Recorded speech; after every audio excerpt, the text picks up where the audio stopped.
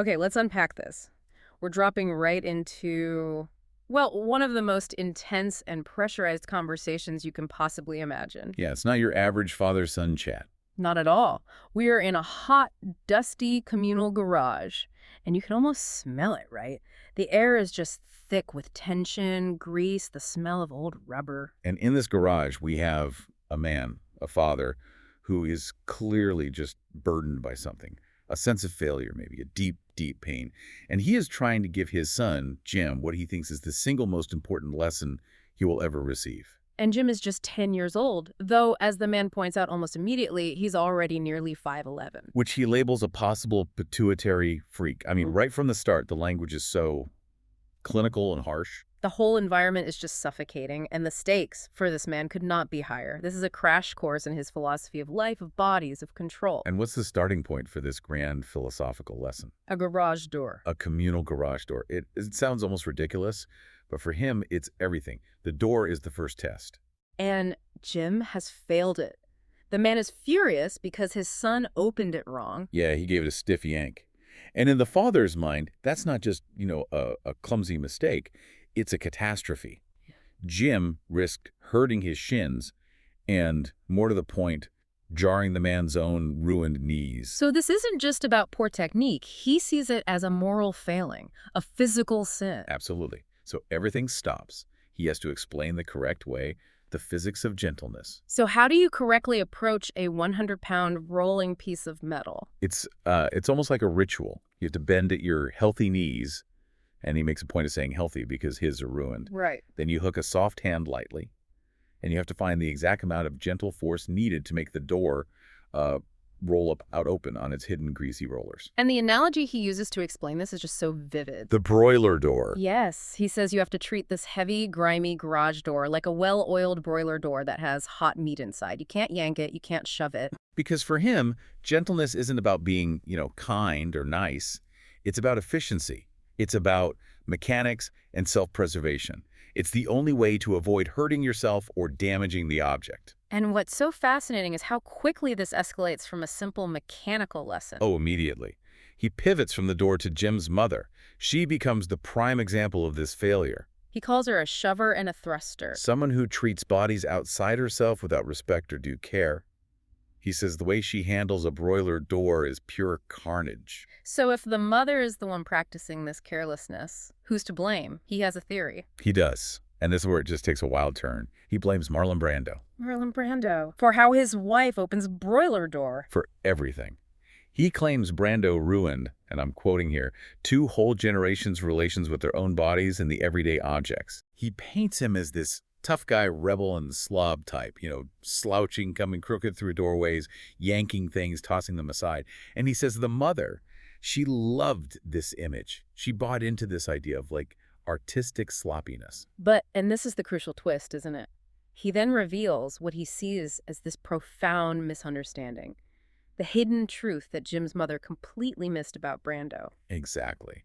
The father reveals that Brando's famous harsh, sloppy, unstudied approach was actually the complete opposite. It was a gentle and cunning economy. So it was all an act. A highly practiced one. He claims this rebel had practiced his posture over and over until it was perfect.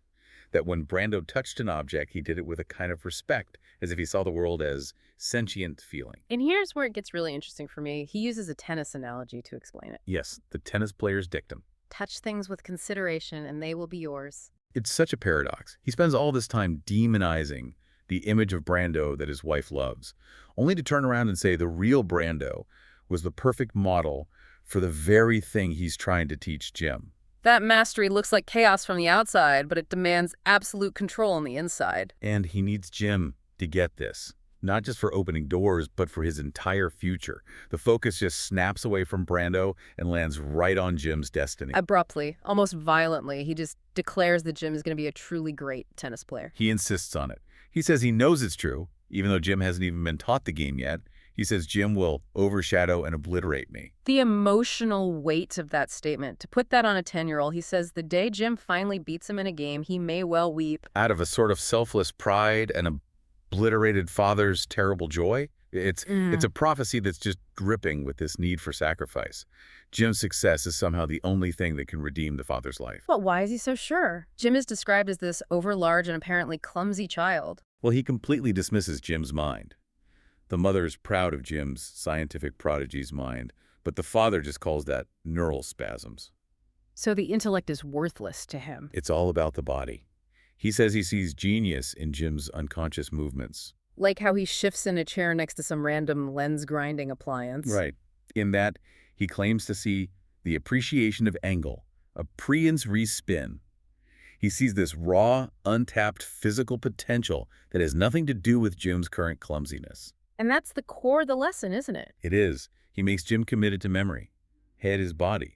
Your mind is just part of the machine. He's telling him, you are an object, Jim, and you have to treat yourself like one. And to really hammer this point home, he brings in this huge metaphor. The 1956 Mercury Montclair, all 3,900 pounds of it. And he's so specific, describing it as bit-lip red. Why the car? What does that prove? Because the car is the perfect machine. It has to be stimulated by someone who's made it his business to know its tricks and seams as a body. A great driver doesn't just steer, he feels the car's big steel body, like it's his own nerves, his own sinew. He becomes the machine. And that's what he's telling Jim, that his body, this clumsy, overlarge thing, is no different. It needs a skilled operator who understands its mechanics. And this philosophical lesson is immediately followed by a test, a really brutal one. He tells Jim to take his racket and kill a black widow spider, the Latrodectus mactans, that's right there in the garage. And the command is so blunt, make it say K. It's the ultimate test of the head is body lesson. Efficient, immediate, unsentimental destruction of a threat. It's moving from mechanical respect for a car to required violence against a living creature. The intensity just doesn't let up. From the spider, he moves to the ultimate body in their world. The tennis ball. He describes it as perfectly round, empty inside, utterly a vacuum, susceptible to whim, spin, pure potential. He even cuts one open to show Jim the emptiness inside. He says the ball is this pure potential, but to unlock it, you have to treat it with a kind of love. It's the ultimate expression of the touch he's been preaching. And while he's giving this incredibly high-stakes, almost spiritual lesson, he's performing his own little ritual. He pulls out his flask, a silver flask, half full of amber liquid, wrapped in calfskin. And of course, the flask itself becomes another lesson. Its shape, its seams, it all rewards due care. He even offers Jim a drink. He says it will help him accept the same painful things it's now time for me to tell you. You just know something awful is coming. The air is ready to break. And Jim is the one who provides the trigger. He's still holding this heavy textbook. The Columbia Guide to Refractive Indices, 2nd edition. And while trying to follow all these instructions about care and touch and gentleness, he drops it, it hits the floor, and this square bloom of dust kicks up. The unforced error. Exactly. And that one accidental, clumsy moment is what makes Father's entire controlled lecture just completely shatter. It's like a switch flips. All that talk of gentle economy and control just evaporates. He screams at Jim for the Brando-like diss of dropping the book. He connects it to everything, even accusing Jim of making their athletic socks gray. It's the ultimate hypocrisy, right? Oh, completely. He preaches this gospel of bodily control, but the second his 10-year-old makes a mistake, his own composure just disintegrates into this vicious, messy, emotional tantrum. He goes from professor to tyrant in a split second. He demands Jim control his oversensitivity to hard truths. But then he drops the hardest truth of all, the one he can't handle, which is that they're moving back to California in the spring for his own auditions. His last shot at a life with any meaning at all. So his own failure is what's really driving everything. And as Jim's face just crumples, you get this heartbreaking image of his chin disappearing into his bow tie, this cape of mucus forming. The father doesn't comfort him. He attacks. He weaponizes the tears. He tells Jim that crying is a manipulative tool that will always work on your mother. But that it's getting less effective on him. He's just dismantling his son's emotional defenses at the very moment he's proving he has none of his own. It's devastating. And if we connect this all back, if we look for the source of all this pain, it all comes from his own past.